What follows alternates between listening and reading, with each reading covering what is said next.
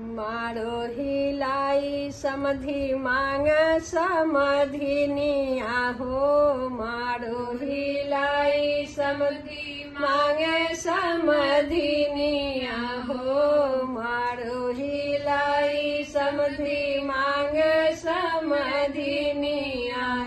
मड़वा में भीड़ भइल भारी बड़ा रंगदार समधि। अब मड़वा में भीड़ भइल भारी बड़ा रंगदार समधि। अब मड़वा में भीड़ भइल भारी बड़ा रंगदार समधि। अब मड़वा में भीड़ भइल भारी बड़ा रंगदार समधि। गैया नाली है भाई, गैया नाली है भाई, सिया नाली है हो। गैया नाली है भाई, सिया नाली है। और नाहिली है बैलायौरी पाड़ी बड़ा रंगदार समधि। अरे नाइली है बैलायौरी पाड़ी बड़ा रंगदार समधि। अब मड़वा में भीड़ भइल भारी बड़ा रंगदार समधि। मड़वा में भीड़ भइल भारी बड़ा रंगदार समधि। मारो खोलाई समधि मांगे समधिनिया। मारो खोलाई समधि मांगे समधिनिया हो। मारो खोलाई समधि मांगे समधिनिया। मड़वा में भीड़ भइल भारी बड़ा रंगदार समधि।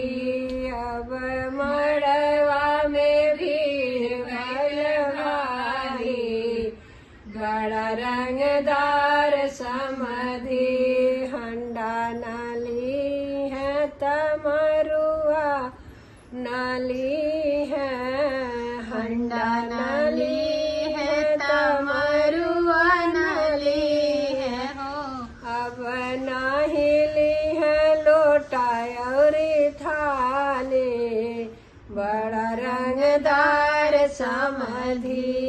अब नाहिली है लोटा और थाली बड़ा रंगदार समधि।